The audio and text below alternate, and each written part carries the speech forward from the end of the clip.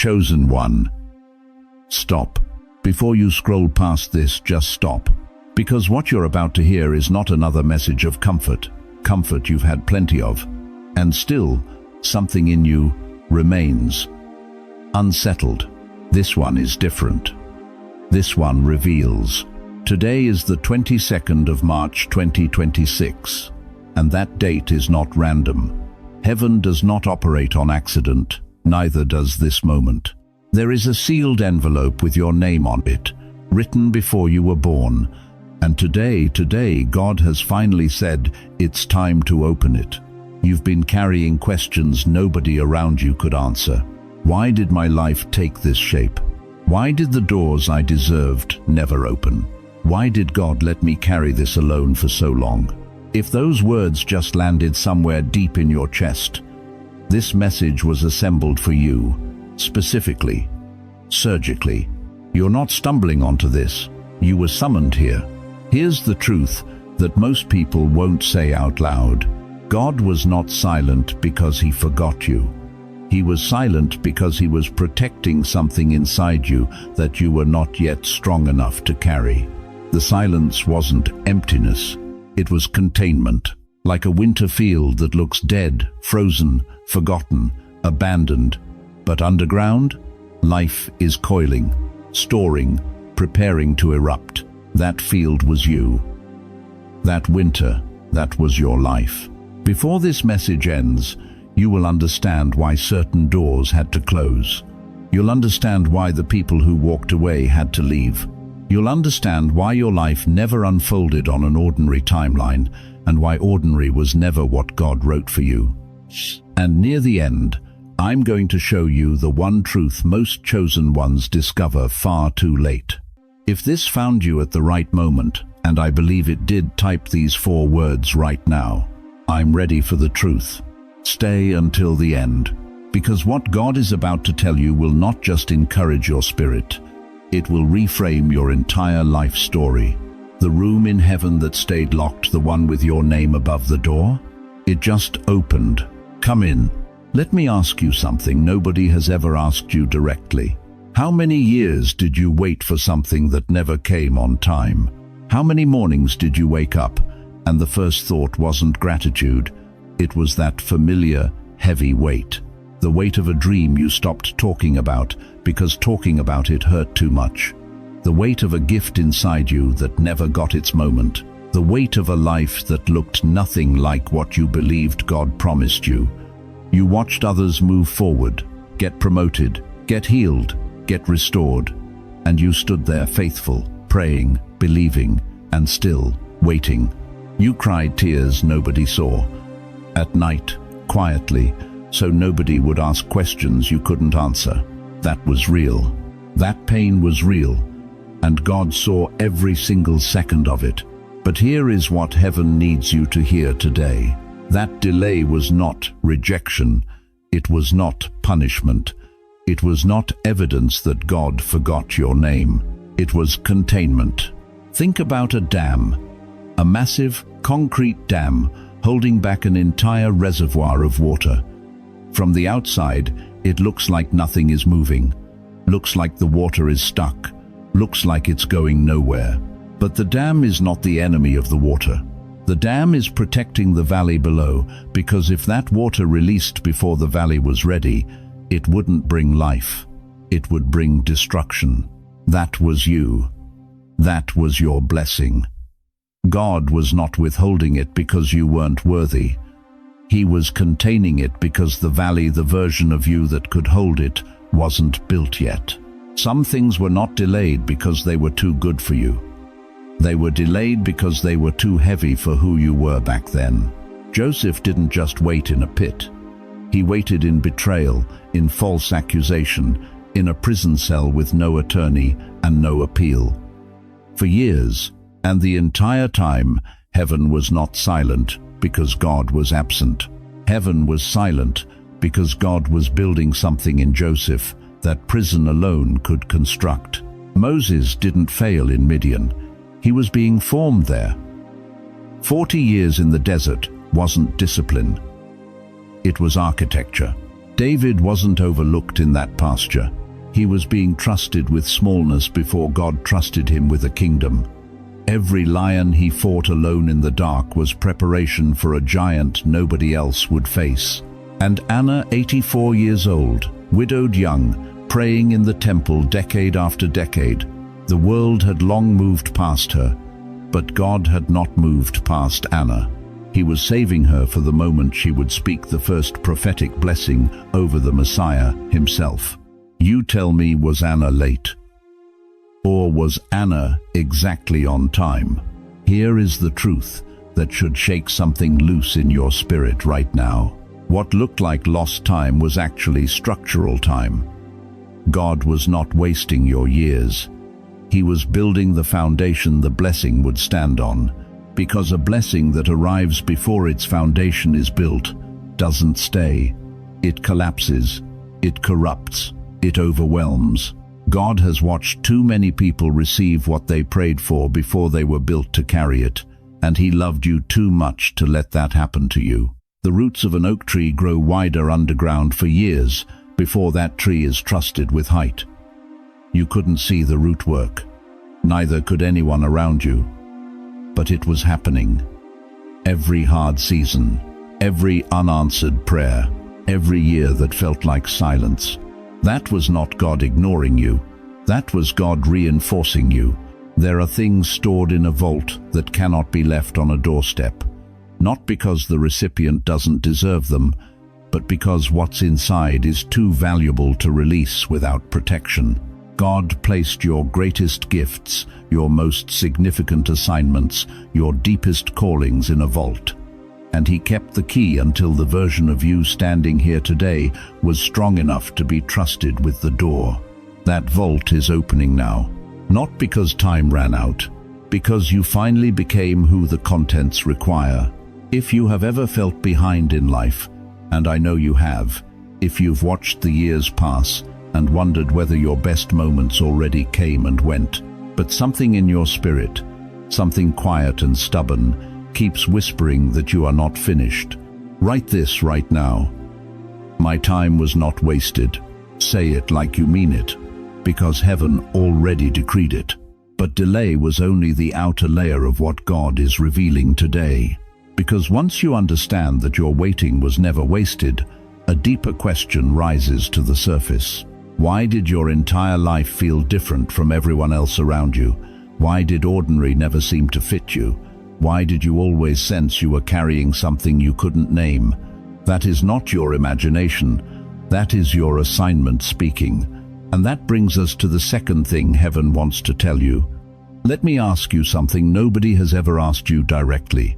Did you ever sit at a family dinner surrounded by people who share your blood and feel completely, utterly alone? Did you ever sit in a church pew, surrounded by worship, surrounded by believers, and still feel like something in you was tuned to a frequency nobody else in that room could hear?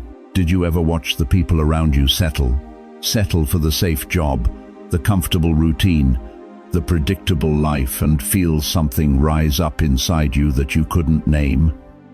Not arrogance, not ambition, something older than that, something that whispered, "This is not your life.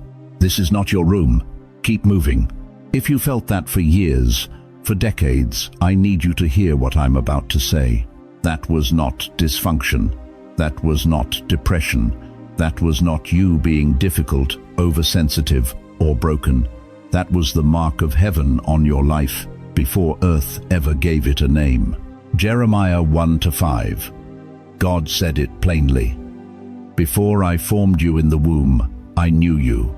Before you were born, I set you apart. Not after you proved yourself, not after you got it together. Before you were set apart, before your first breath, before your first mistake, before your first heartbreak, before anyone in your family understood what you were. And that distinction, that divine separation, it does not feel like a gift at first. It feels like a wound. Think about a violin placed inside a noisy factory. Every worker around it hears noise, and that violin sounds wrong, out of place, too delicate, too strange. Nobody understands what it's for. But that violin was never built for the factory. It was built for the concert hall. The problem was never the instrument. The problem was the room. Chosen one, you have been in the wrong rooms your entire life, and heaven allowed it because you were never meant to stay. You were only meant to pass through. You felt it in your family. You loved them. You still do. But there was always a distance you couldn't close, no matter how hard you tried. You saw things they didn't see. You felt things they couldn't feel. You carried spiritual weight that nobody around you acknowledged because nobody around you knew it was there. You felt it in systems, jobs, institutions, churches, places where everyone else seemed to fit perfectly, and you kept bumping against invisible walls, not because you were rebellious, because you were built for something those systems were never designed to hold. You felt it in your sensitivity. You walked into rooms and felt the atmosphere before anyone spoke. You read motives before they were revealed. You carried the pain of people who never asked you to. That sensitivity exhausted you. It isolated you, and for years you called it a weakness. It was not a weakness, it was discernment, spiritual radar, the mark of someone heaven assigned to navigate territory that ordinary eyes cannot see. Proverbs 20:12. Ears that hear and eyes that see, the Lord has made them both. You were given eyes that see further. And the cost of seeing further is that you often stand alone on the edge of what others cannot yet perceive. Think of an eagle raised among chickens. The chickens judge it. It doesn't scratch the ground right. It doesn't eat right. It keeps looking up when everyone else looks down. And because it doesn't understand what it is yet, it spends years trying to scratch the ground like a chicken and failing. Not because it's broken, because it was built for the sky. Think of a lighthouse. It never stands in the center of a busy, comfortable town. It stands on the edge, on the rocks, facing the storm directly. It looks lonely from the shore, but it was never built for the shore. It was built for the storm. Its position is not punishment. Its position is purpose. That has been your life, chosen one. You were positioned on the edge, facing storms, while others stood in comfort. And you called that abandonment. Heaven called it assignment. You were not hard to understand because something was wrong with you. You were difficult to categorize because heaven marked you before earth explained you. And here is what that cost you. Here is what that separation felt like in real, daily, human terms. It cost you belonging. It cost you ease. It cost you the simple comfort of feeling normal, of fitting in, of being fully known by the people standing right next to you. That is a real loss, and God does not minimize it. But holy loneliness is not the same as being forgotten. It is the specific ache of someone built for a calling larger than their current surroundings. If you've spent years feeling like you never fully belonged anywhere, type this right now: set apart, not forgotten, but chosen one. If you were truly marked by heaven before you were born, then answer me this: why did the attacks come so early? Why did so much hit your health, your peace, your finances, your voice before you even fully understood who you were? Why did the enemy seem to know your assignment before you did? That answer is coming, and it will change everything you thought you understood about your suffering. Let me ask you something nobody has ever asked you directly. What if every single thing that came against you was not random? What if the betrayal was not bad luck? What if the sabotage was not coincidence? What if the setbacks, the silence, the long seasons of being dismissed and overlooked and worn completely down, what if all of it was targeted? Not by accident, by intention. Because here is what hell understands that most people never figure out until it is almost too late. Thieves do not case empty houses. You do not send your sharpest weapons after something worthless. You do not organize a sustained, years-long assault against a vessel that carries nothing of value. So let me say this slowly, clearly, and without apology. The enemy did not chase you this hard because you were nothing. He chased you this hard because heaven planted something in you that terrified him before you even knew it was there. Think about the pattern of what came against you. Your voice was attacked, silenced, dismissed, made to feel like what you had to say did not matter, like your words were too much or not enough. Why your voice? Because your message carries authority that can set people free. Your peace was targeted, stolen, disrupted. Drama followed you, confusion surrounded you. Rest never seemed to last more than a few days before something broke it wide open. Why your peace? Because your authority in the Spirit flows from a stillness the enemy cannot afford to let you keep. Your confidence was dismantled, piece by people who were close enough to know exactly where to strike. Rejection from the ones who should have championed you. Silence from the ones who should have spoken up for you. Why your confidence? Because your influence, fully activated, changes rooms, changes families, changes generations. Your body was worn down, tired in ways that sleep could not fix, carrying physical burdens that arrived right when you needed your full strength. Why your body? Because your endurance was always part of the assignment, and hell needed to make you believe you were too broken to finish. Your finances were squeezed, pinched, embarrassed. Doors that should have opened stayed shut. Provision that should have flowed ran dry. Why your finances?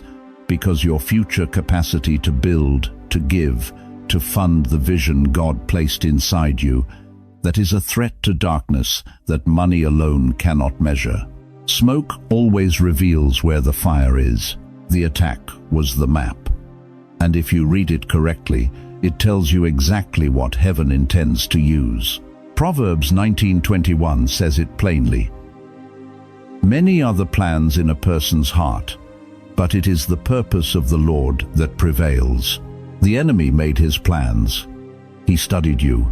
He timed his strikes. He worked through people you trusted, through systems that should have served you, through seasons designed to exhaust you into surrender. And yet here you are, still breathing, still watching, still believing enough to be in this moment right now. That is not weakness surviving. That is purpose being preserved. Pause right here and let this land somewhere real inside you. The enemy does not fight blueprints that never get built. He fights the ones heaven has already approved. He attacked the building before the walls were visible because he could see the finished structure, and it frightened him. That structure is you. That building is your life. And the warfare was not random. It was targeted. And what was targeted tells you exactly what heaven intends to use. If that truth is hitting your spirit right now, type these words. The attack exposed the calling. And if you know someone who has been misreading their suffering, who has been calling their destiny a curse, send them this message right now, because this word was made for them too. But chosen one, I need you to hear me clearly on this. We do not glorify the suffering. We glorify the God who refused to let the suffering finish you. Job 23:10. He knows the way that I take. When he has tested me, I will come forth as gold. Not broken, not buried, gold. The fire did not destroy you. It was always refining you. And everything that was burned away in those long, painful seasons, the pride that would have corrupted the blessing, the fear that would have shrunk the calling, the dependencies that would have collapsed under the weight of what God was building, all of it had to go before the real assignment could stand. This is not a comfortable truth, but it is a true one. The deepest revelation is not what came against you. The deepest truth is what God was quietly forming inside you while it was happening. And that formation, that hidden, sacred, underground work, is exactly what the next revelation is going to uncover. Because what grew in you during the silence was never meant to stay hidden. It was always meant to be released. Let me ask you something nobody has been honest enough to ask you. What did those years cost you? Not the years people celebrated, not the promotions, the milestones, the moments that made it into photographs. I'm talking about the other years. The ones that had no ceremony, no applause, no explanation. The years where you showed up faithfully and nothing moved. The years where you prayed hard and heaven felt like concrete above your head. What did those years cost you? Because I know what they looked like from the outside. Ordinary, quiet. Maybe even disappointing to the people watching your life. But I need you to hear what those years looked like from inside the throne room of God. They looked like a masterpiece being made. There is a blade that cannot be sharpened without fire. You cannot rush the process. You cannot skip the heat. The steel must be pressed, folded, heated until it glows, and only then does it become something that can cut through darkness. That was you. In those hidden years, in that furnace, you never asked to enter. God was not absent. God was at work. There is a reason photographers still use darkrooms. Because certain images, the most delicate, the most intricate, cannot develop in the light. The light would destroy them. They need darkness. They need pressure. They need time. And when they finally emerge, what you see is not damage. What you see is detail, depth, a picture that could not have existed any other way. Chosen one, you were developing in the dark. Ecclesiastes 3:11 says God makes everything beautiful in its time, not in your time, not on the schedule you submitted, in His time. And His time required something from you that no shortcut could have produced. It produced discernment, the ability to read a room, read a person, read a situation without being told. That did not come from comfort. That came from years of navigating alone when you had no one to guide you. It produced restraint, the ability to hold your tongue when everything in you wanted to speak, to hold your ground when everything around you was shifting. Job held his tongue through devastation. David restrained his hand when he could have destroyed his enemy. And you quietly, without applause, you learned the same discipline. It produced compassion, not the surface kind, the kind that costs something, the kind that comes from a person who has actually suffered, actually waited, actually wondered if they would make it through. You cannot manufacture that kind of compassion in a classroom.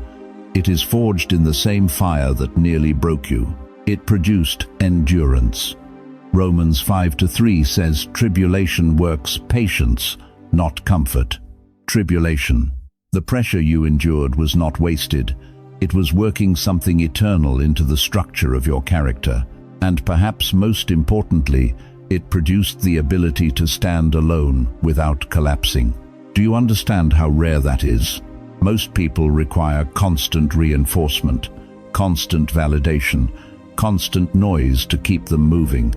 But you learned to walk in silence. You learned to trust without signs. You learned to keep going when there was nothing visible to hold on to. That is not weakness refined. That is strength in its purest form. The hidden years were not empty years. They were forming years. And the version of you that survived them is not the same one that entered them. You lost your appetite for shallow things. The conversations that used to satisfy you, they no longer do. The distractions that used to numb you, they lost their power, because something deeper was awakened in you, a hunger that only heaven can feed. A prayer life that was not built on inspiration but on necessity. You prayed because you had no other option. And in that desperation, you found something most people search their entire lives for and never locate. You found the presence of God as a daily reality, not a Sunday experience, a daily reality. Isaiah 45:3 declares, I will give you the treasures of darkness, riches stored in secret places. Chosen one, that verse was written about you. The treasures were in the darkness. The riches were stored in the secret place. In the years nobody saw, in the seasons nobody honored. God did not merely keep you alive. He remade your interior world so you could carry the next chapter without breaking under it. So before you mourn another day for what the hidden years took from you, stop and ask yourself what they gave you instead. Because an underground spring does not apologize for the time it spent beneath the surface.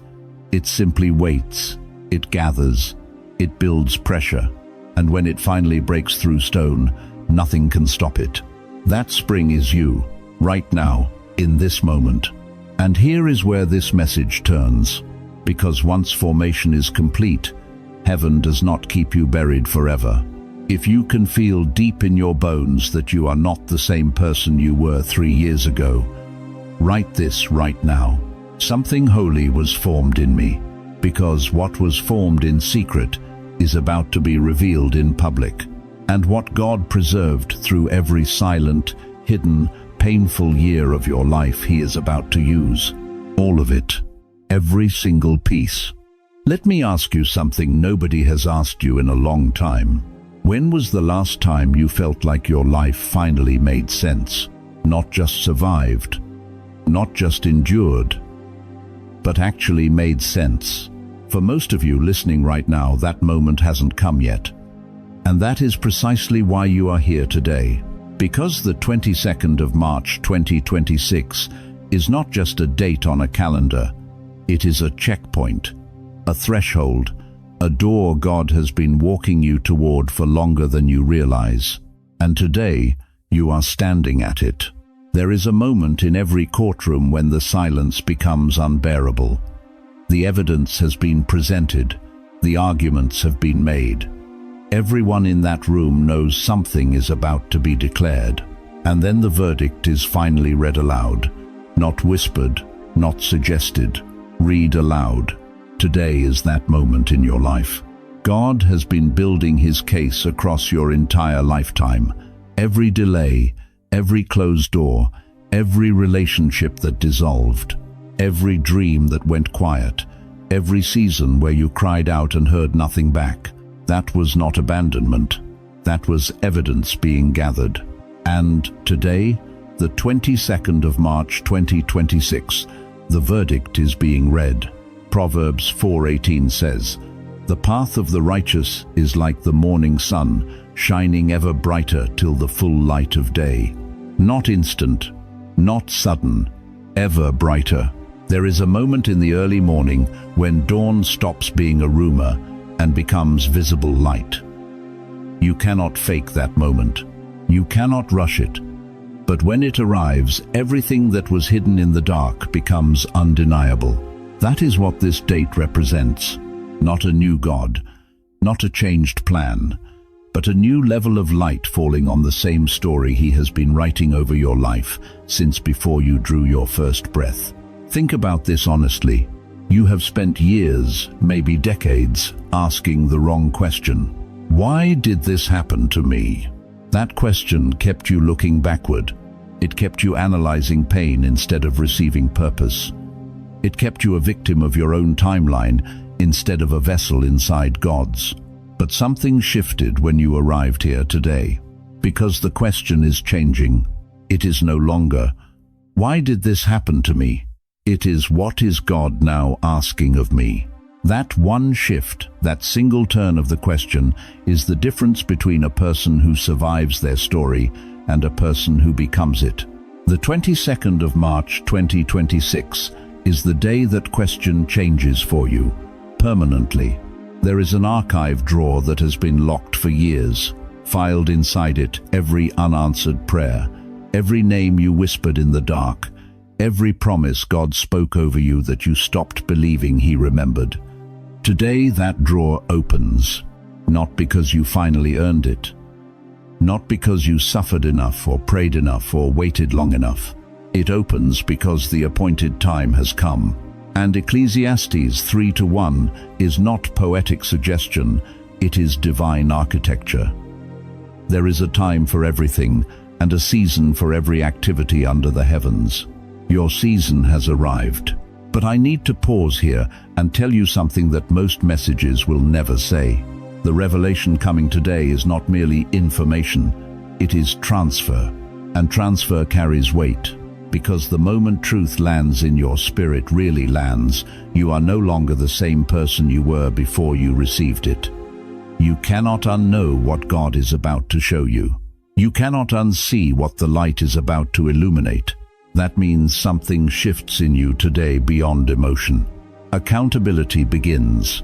The chosen one who receives this word and does nothing with it is not simply uninspired. They are standing at the open door and choosing to stay outside. Do not do that. Not today. Not after everything you have already walked through. There is a bridge appearing out of the fog right now. You may not see both ends. You may not know where it leads with certainty, but you can see enough to take the next step.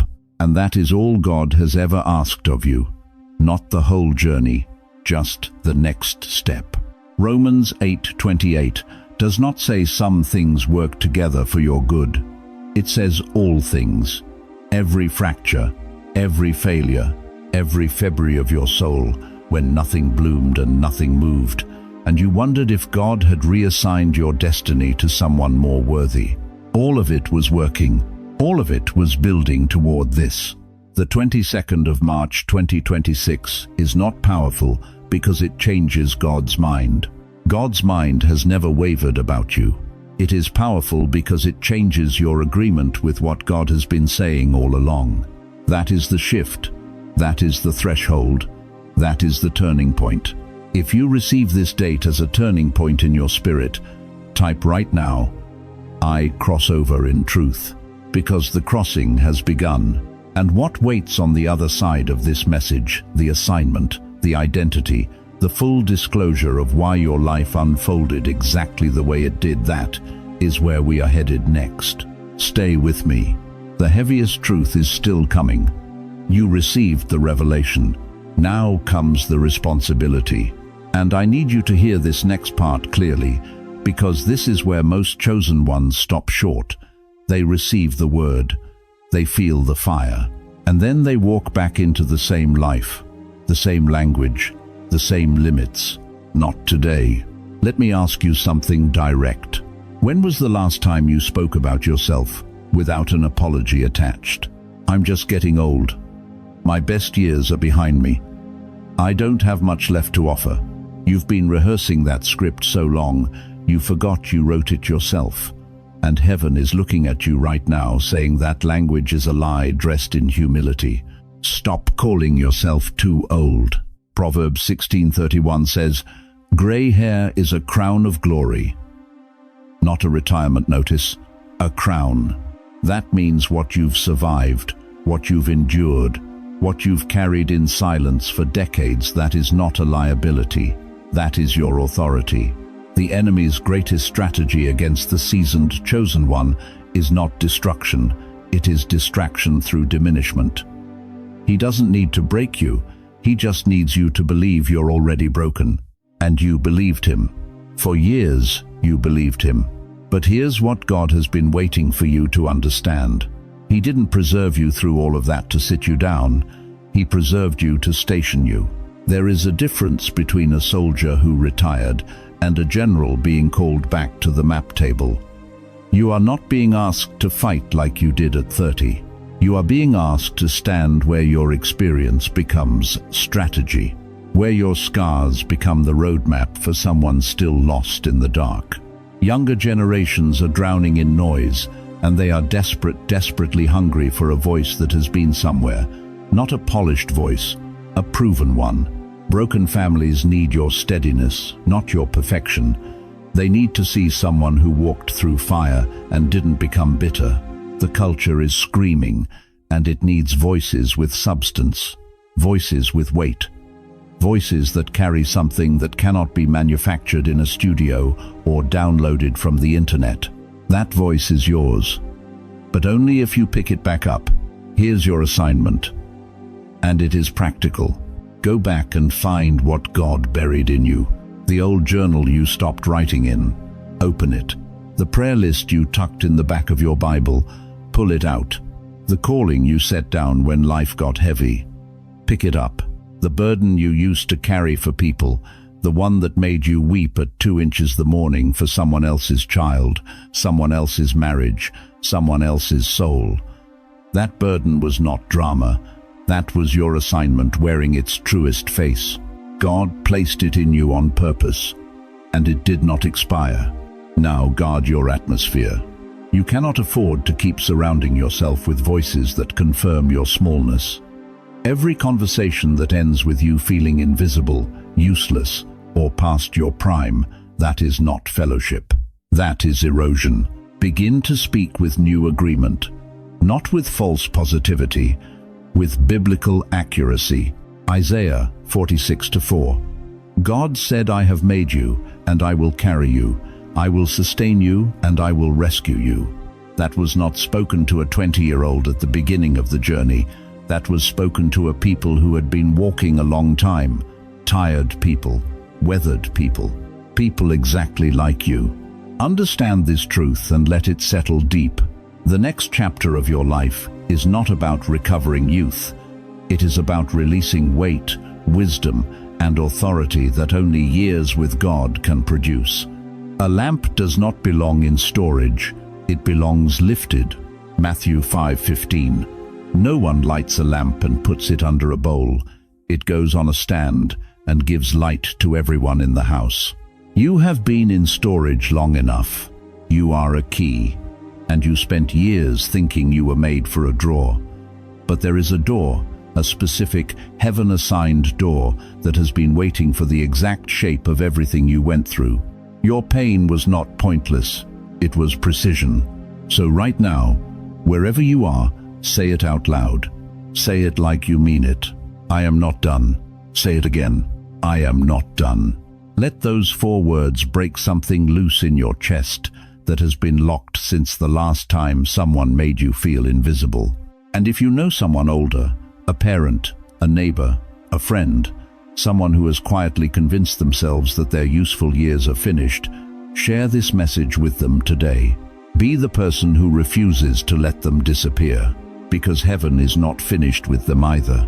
You've received the revelation. You've heard the assignment. But there is one final chain, one last lie that keeps the majority of chosen ones from ever stepping through that open door. And in the next section, we are going to name it. We are going to pull it into the light, and we are going to break it. You made it this far, and that alone tells me something about you. But before we get to the final revelation, before God opens the last door in this message, I need to stop right here, because there is one more enemy standing between you and everything heaven has prepared. And it is not the devil. It is not your past. It is not your age. It is a lie, a quiet one, the most dangerous kind, and there is a very real chance you have already made peace with it. Here is what the lie sounds like. It sounds like this. I missed it. It sounds like, I had my window. It closed. God can still love me but use me? At this point in my life, that ship has sailed. Maybe it doesn't come as a loud voice. Maybe it comes as a feeling, a low hum in the background of everything you do, a resignation you dressed up and called acceptance, a surrender you repackaged and called maturity. But I need to say this directly, the way only truth can be said. That is not peace. That is a prison. Think about this image, a prisoner, years behind bars.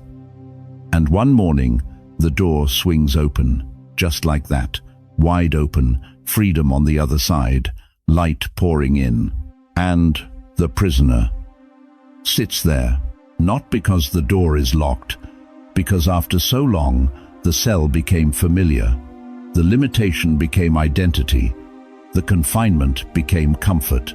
That prisoner is not being held by chains anymore. He is being held by a story. Chosen one, are you sitting in an open door? The Bible says in Isaiah 43:19, Behold, I am doing a new thing.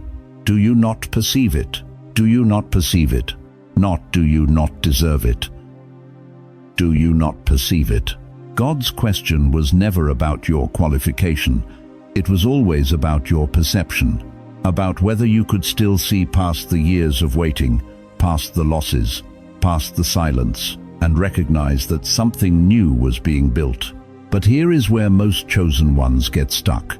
Fear comes in wearing a disguise. It wears the coat of humility. It whispers, "Who am I to expect more at my age? I should be grateful for what I have." And that sounds so spiritual, so mature, so wise. But that is not humility. That is fear in a church outfit. Then caution walks in. It says, "I've been disappointed before. I don't want to get my hopes up."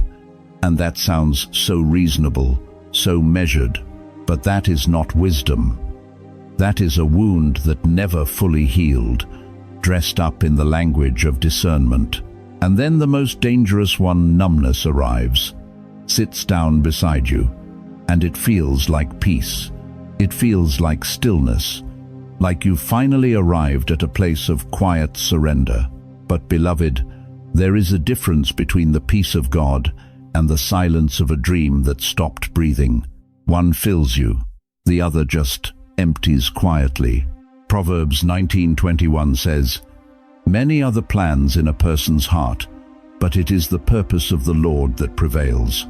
His purpose, not your timeline, not your calculation of how many years you have left, not the verdict the enemy placed on your life after everything that fell apart. His purpose prevails. And here is the hard truth nobody says from the pulpit. The greatest theft in your life was not what was taken from you. The greatest theft was the story you were tempted to believe because of what was taken. The loss was painful.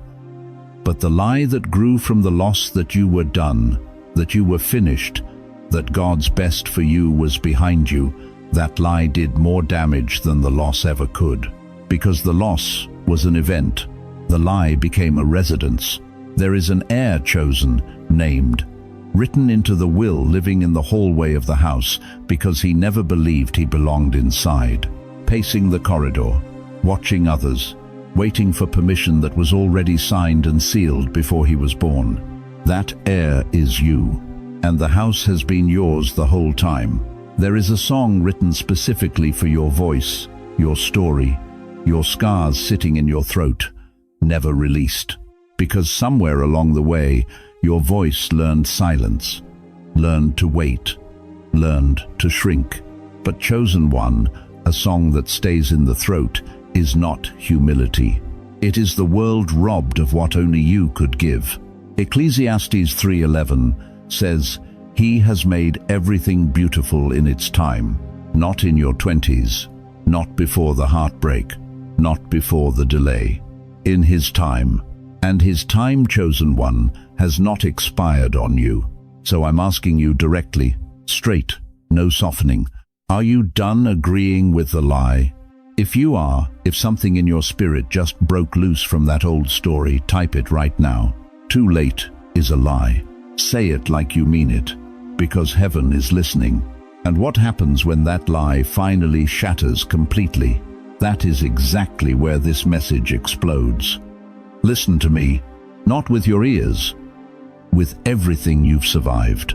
Because what God is about to say to you right now, He has been holding back, not out of cruelty, not out of distance, but because there are truths so heavy, so transforming, so permanently life-altering, that a person must be built before they can receive them without being destroyed by them. And you have been built. You spent years asking the wrong question. You asked, "Why did God forget me?"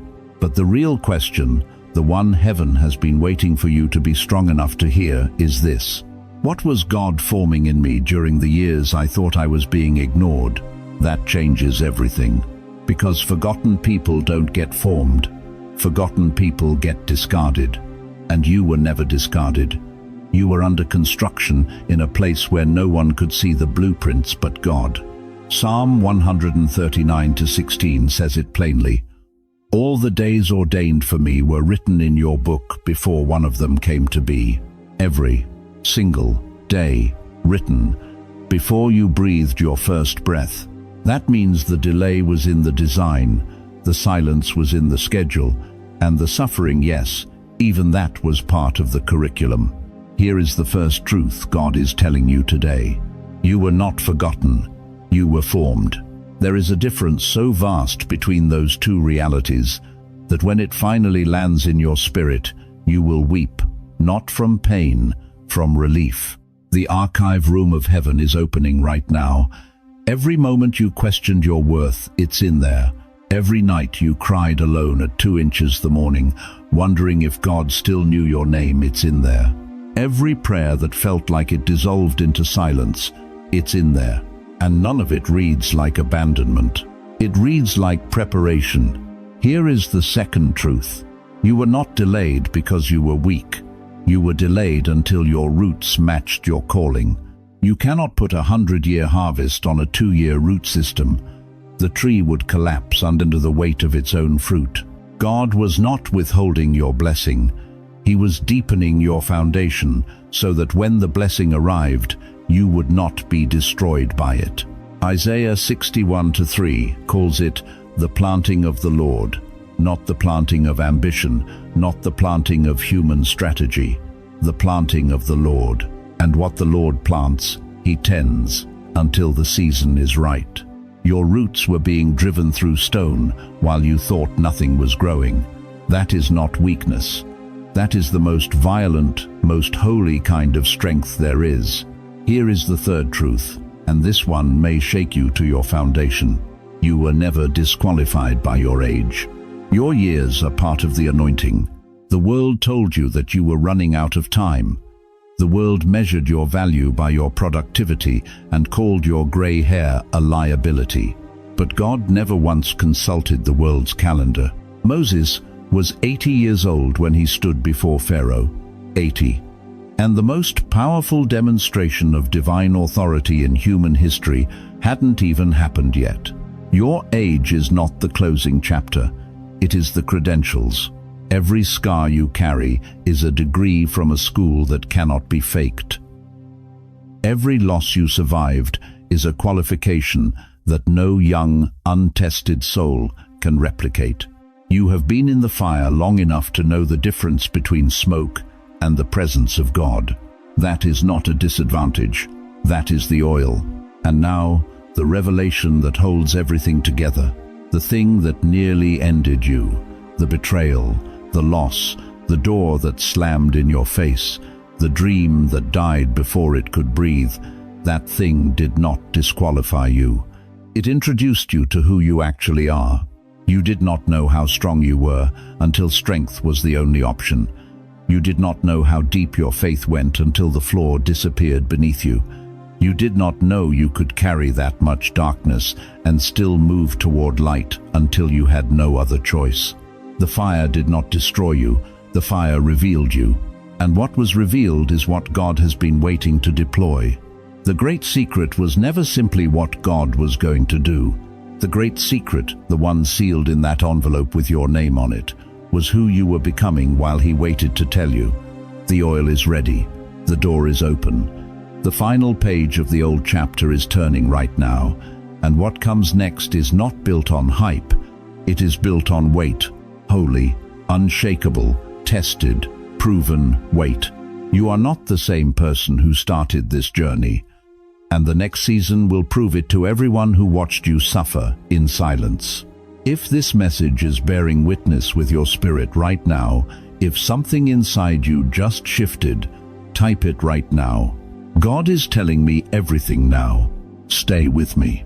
Because the closing prayer coming next is not a formality, it is an activation. And what gets released in that final moment is everything God has been holding in trust for you until now. You made it to the end. And that is not small. That is not coincidence. Most people scroll away. Most people turn back at the threshold. But you stayed, and heaven noticed every second you stayed. So before we close, I need you to hear this one final truth directly into the deepest part of your spirit. You are not ending. You are arriving. There is an old lamp sitting inside you. You know the one. It burned bright once. It lit rooms. It guided people. And then slowly, the oil ran low. The flame dimmed. And somewhere along the way, you accepted the darkness as your permanent address. But God did not bring you to the 22nd of March 2026 to watch you flicker out. He brought you here to fill you again. Fresh oil, multiplied oil, oil that does not run dry this time, because the mantle that belongs to you, the one that felt too heavy, the one that got set down during the grief years, during the silent years, during the years you barely survived, that mantle is being lifted right now. And it is being placed back on willing shoulders. Your shoulders. So I need you to do something. Right now. Out loud if you can. Renounce the lie that heaven forgot you. Say it. Mean it. Let it leave your body. Renounce the lie that you are too old for what God originally wrote over your life. Age is not God's barrier. It is the enemy's favorite distraction. Abraham was 100. Moses was 80 when God said go. Anna was 84 years old when she became the first human voice to proclaim the Messiah in the temple. 84 years old, and heaven chose her mouth. Your age is not a disqualification. It is a credential. Now renounce the lie of wasted years. Every year you call wasted, God calls investment. Every year you call lost, heaven calls preparation. Romans 8:28 does not say some things work together for good. It says all things, all of it, the betrayal, the delay, the silence, the grief, all of it was working. You just couldn't see the loom from where you were standing. Now receive this. The hidden years had purpose. The long winter had a reason. And this moment, this date, the 22nd of March 2026, marks not a conclusion, but a new posture, a new standing, a new willingness to be used, to be seen, and yes, to be sent. Let us pray.